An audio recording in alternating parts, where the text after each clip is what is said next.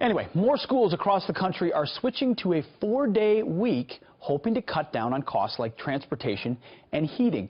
Now, your kids, they might love the idea of only 4 days of school in a week, but do longer days and shorter weeks really benefit them as students in a very competitive country and world?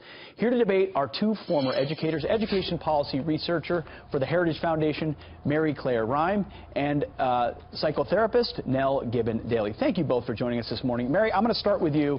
Tell me why you think this is a bad idea. Oh, I don't necessarily think it's a bad idea. I think it's interesting to see some school districts break outside of the traditional schooling model that we've had since the time of the one-room schoolhouse. We've been educating our kids the exact same way for 100 years.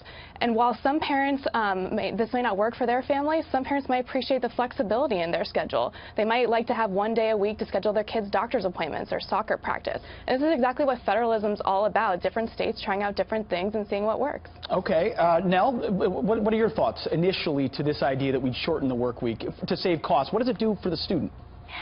Well, I think she makes an interesting point. This is taking place a lot in rural communities across America.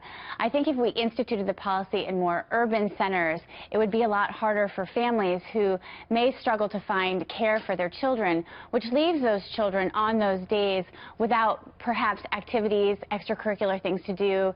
There's sometimes in these communities there's not a lot of community structure and involvement, and that can really hinder a child's ability to learn outside that school day.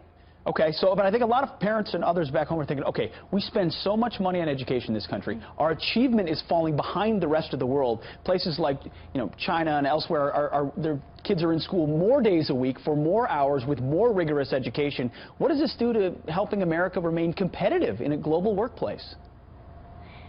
I think that's a great question. They haven't seen that it's actually dropped the numbers of children doing well in school. Like, the academic standards have stayed the same. But again, these studies are relatively new, so long term, we're not really quite sure what the outcome is going to be. Okay, Mary, I want to go to you. So it just strikes me as slightly counterintuitive that less time in the classroom is going to produce better results for kids. I know it's not a one-for-one always, but couldn't you see the takeaway that, wow, just like France going to a 4-day work week, we're going to send our kids to school only 4 days? How does that make us more competitive?